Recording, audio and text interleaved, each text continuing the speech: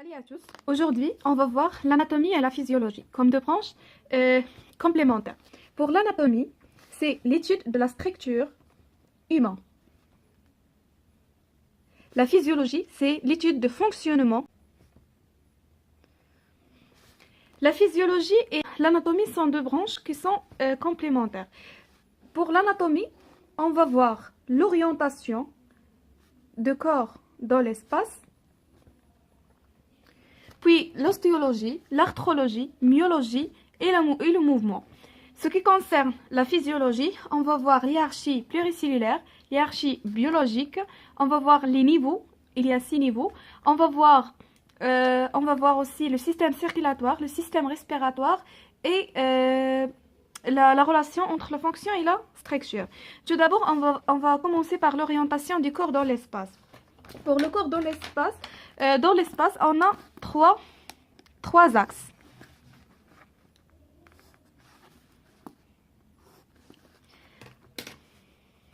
On a l'axe de X, Y et Z. Pour l'axe X, appelé axe longitudinal ou bien horizontal.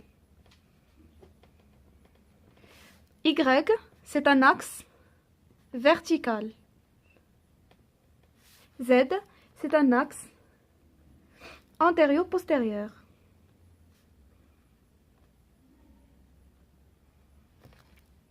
Ces deux axes, X et Y, déterminent un plan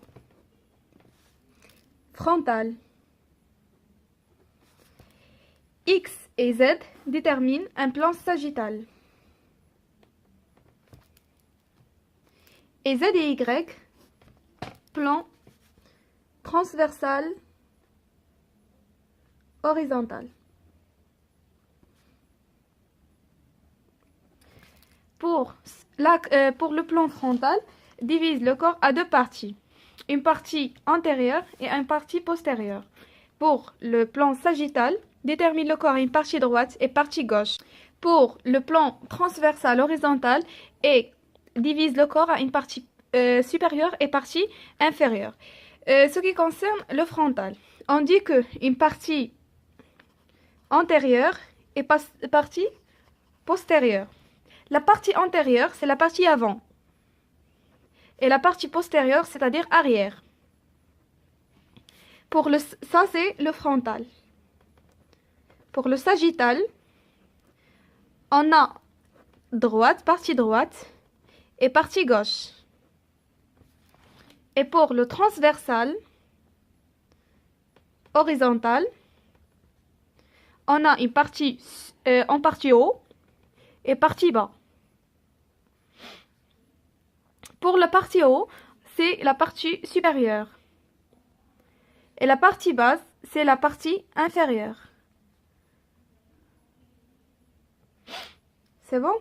Et on a d'autres mots proches de ce sujet. On trouve le mot caudal et le mot proximal. Proximal, c'est-à-dire c'est proche de la tête.